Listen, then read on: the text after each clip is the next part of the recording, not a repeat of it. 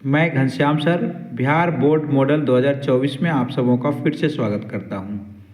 आइए मैं कक्षा 10वीं के गणित विषय सांख्यिकी एक चैप्टर है जिसका बहुत ही प्यारा सा सवाल है, जिसमें कह रहा है वर्ग अंतराल पता है, बारंबारता पता है और आपको माध्य निकालनी है।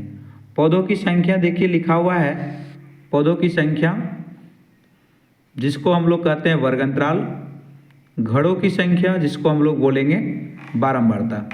आइए देखिए, वर्ग अंतराल मालूम है हमें 0 से 2 जिसकी बारंबारता 1 है, 2 से 4 जिसकी बारंबारता 2 है, 4 से 6 जिसकी बारंबारता 1 है, 6 से 8 जिसकी बारंबारता 5 है और 8 से 10 की बारंबारता 6 है और 10 से 12 की बारंबारता 2 है और 12 से 14 की बारंबारता 3 है।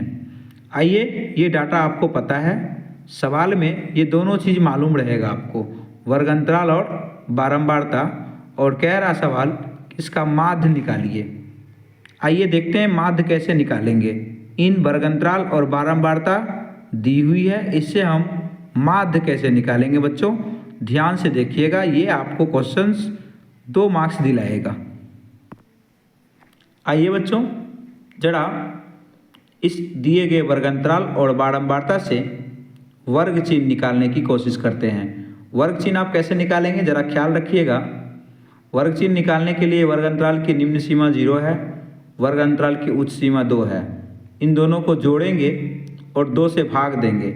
मेरे कहने का मतलब हुआ वर्ग अंतराल की निम्न सीमा और उच्च सीमा का औसत निकालेंगे।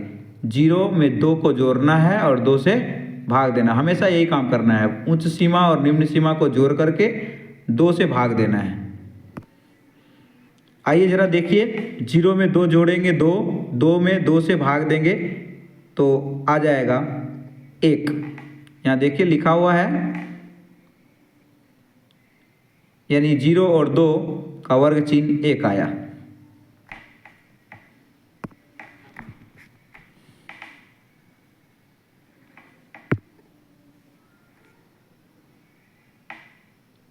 जीरो और 2 का वर्ग चिन्ह 1 आ गया।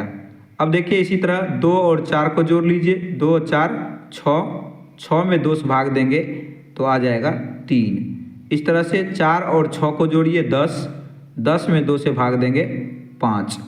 इसी तरह का वर्ग चिन्ह लिख लीजिए, 6 और 8 को जोड़िए 14, 14 में 2 से भाग दीजिए 7। अब आप देख सकते हैं 1 के बाद 3 आया, 2 का अंतर है, फिर 3 के बाद 5 आया, 2 का अंतर है, फिर 5 के बाद 7 आया, 2 का अंतर है, तो अब 7 के बाद कितना आएगा 9, फिर 9 के बाद कितना आएगा 11, 11 के बाद कितना आएगा 13। तो ये हमने वर्ग चिन्ह ज्ञात कर लिया।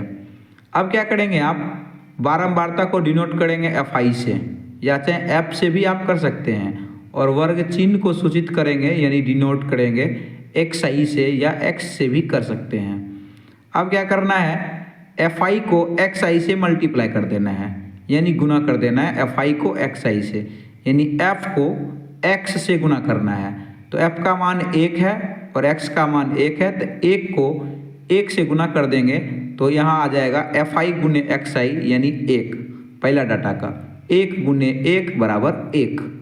अब 2 गुने 3 यानी दुक्का 3 बार पहाड़ा पढ़िए, द्वितीया 6, फिर 1 का 5 बार, 1 पाँचे 5, फिर 5 को 7 से गुना करेंगे, 7 पचे 35 यहाँ लिख देंगे, फिर 6 को 9 से गुना करेंगे, 6 9 54 यहाँ लिख देंगे, फिर 2 को 11 से, तो 11 दूनी 22, 22 यहाँ लिख देंगे, फिर 13 को 3 से, 13 तिया 39।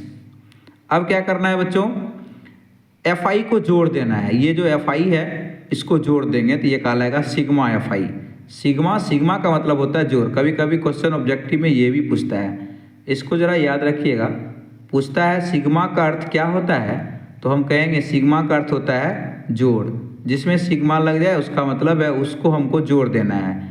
FI में सिग्मा लगा, इसका मतलब FI को जोड़ देना है। तो जोड़ दीजिए 1 2 3, 3 1 4, 4 5 9, 9 6 15, 15 2 17, 17 3 20। अब यहाँ आप 20 लिख दीजिए, तो यहाँ आप 20 लिख दीजिए। देखिए 20 आ गया। अब क्या करेंगे दोस्त, अब क्या करें कि इस सब को जोड़िए, यानी FI जो है उस सब को क्या करना है, जोड़ देना है। इसको जोड़ दीजिए, 6 1 7, 7 5 12, 12 5 17, 17 4 21 2 23, 23 9, 23 9 32, 32 के 2, यहाँ लिखिए 32 के 2 हासिल 3, 3 3 6, 6 5 11, 11 2 13, 13 3 16, तो यहाँ लिख दीजिए 16, यानी टोटल आया 162। अब आपको हम एक फॉर्मूला देते हैं, माध्य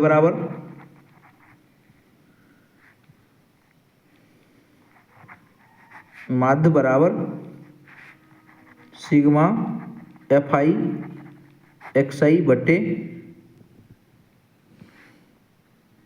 सिग्मा FI। अब माध्य बराबर फॉर्मूला ये आ गया। अब इसका मान रख दीजिए, सिग्मा FI XI का मान आया 162, यहाँ रख दीजिए 162 बटे सिग्मा FI का मान आया 20, तो यहाँ रख दीजिए 20। अब क्या करना है, 162 में 20 से भाग दीजिए,